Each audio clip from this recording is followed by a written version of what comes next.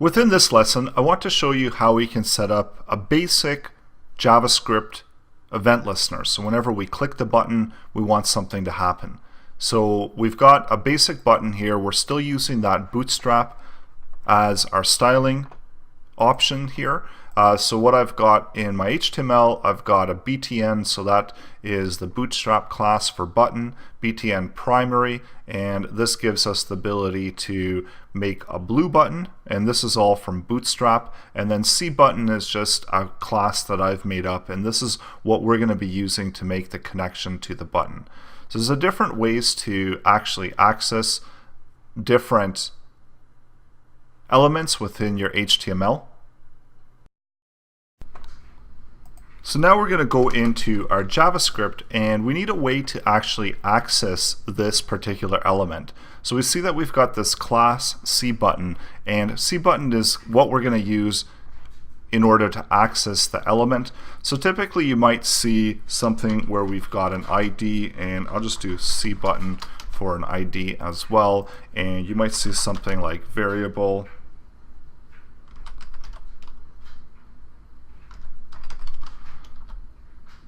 equals, and then we do document. So we're using we're accessing the DOM.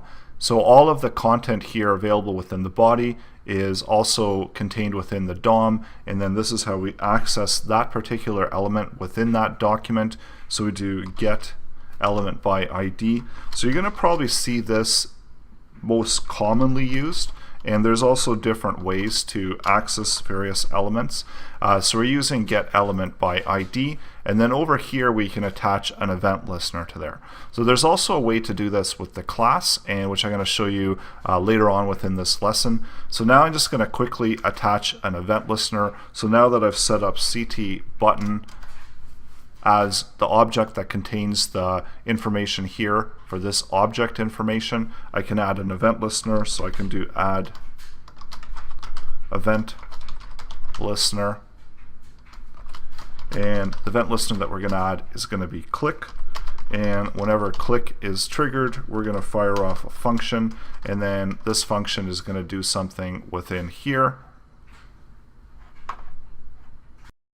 Then of course we still need to close this off because we've got one more open bracket over here where we started our event listener. So we're going to close that off, and within here maybe we'll just do something for now. So we'll just do an alert for now.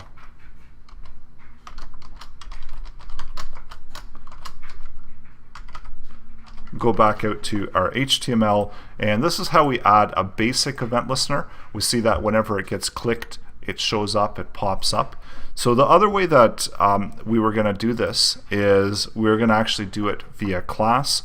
So this is probably less common, but another really powerful way to get various elements within your HTML is to use query selector. So I'm going to use query selector, and I'm going to be selecting the cButton, so I can get rid of this ID. And now when I go back out here and refresh it,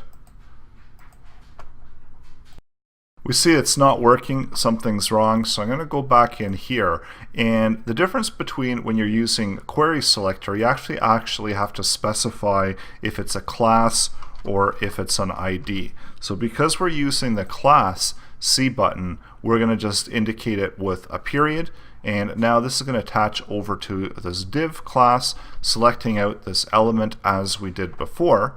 And now when I go over to here, and if I click it, we see that it's working once again.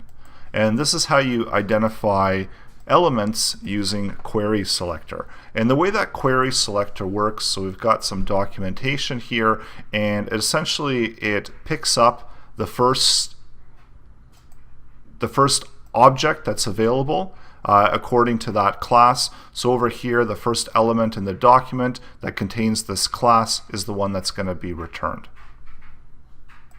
So I know what you're thinking. You're probably wondering, well, we used classes. There can be more than one class, as we know with that same class name, and which one is the query selector going to pick up? So we've got our clue over here that's going to be the first element. So I'm just going to go over to here into the code, and we're just going to recreate this, and I'm going to go click me to, but notice we're going to be using that same class of cButton. Go back over to here, refresh it, and we see when we do click me to, nothing happens, but click me one still works. And that's because it is returning that first element that matches that class. It's not going to continue to pick out all the different elements. And of course, if we want to be really more specific, we have the ability to be really powerful with it and actually really isolate out the various elements by being more specific in our query selector. And then this works the same way as it would whenever we're using CSS, and we can use those same type of query selectors to pick out the elements in a similar format to the way that we use CSS. And alternatively, we actually have another way to pick up these elements and to be able to use them. So instead of using query selector, so I'm going to just comment this out. And I'm going to take this and paste this over, and instead of query selector, we're going to use something similar to get element by ID, but we're going to use get element by class name. So get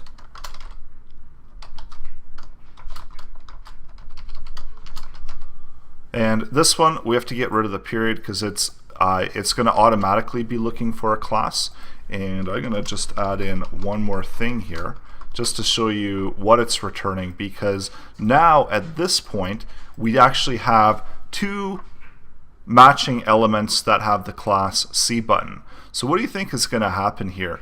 We're still going to pick up that object information. We're going to put it out in the console just to take a look at it and see what happens. But do you think that the event listener will still be working and still functioning? So let's go and find out when I refresh it. So we see that nothing is actually firing off. And that's because we've got an error there, and we see that get element by class name is not a function.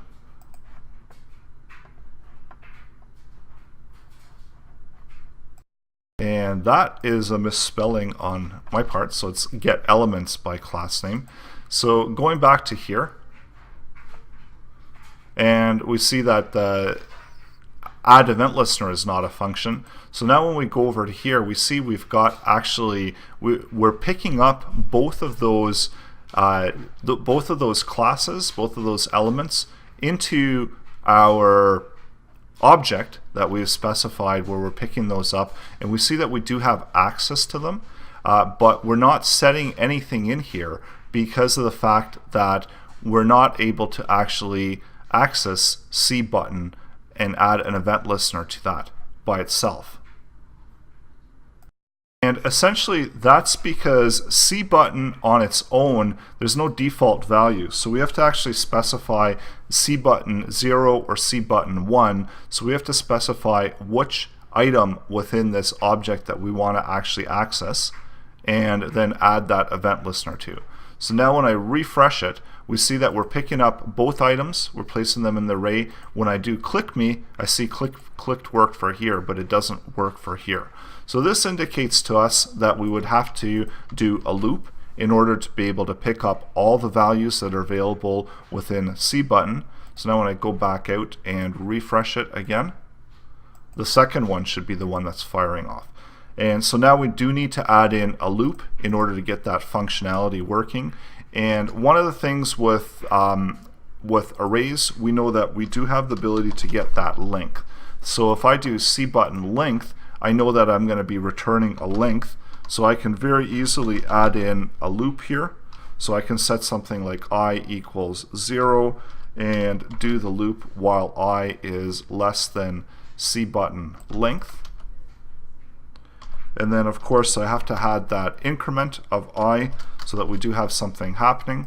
And we're going to just simply loop through that and give this one a value of I.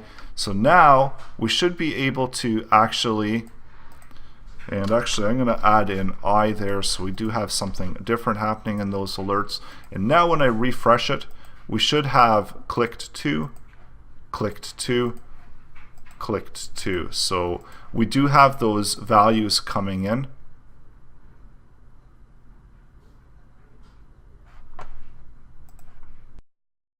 And interestingly, we do have I showing up as 2 in both occurrences of the event listener. And that's because this alert is actually taking that completed value of I. So when it loops through that loop, so if I do a click me 3, just to demonstrate this again, and now when I click me, we're getting all click me 3s.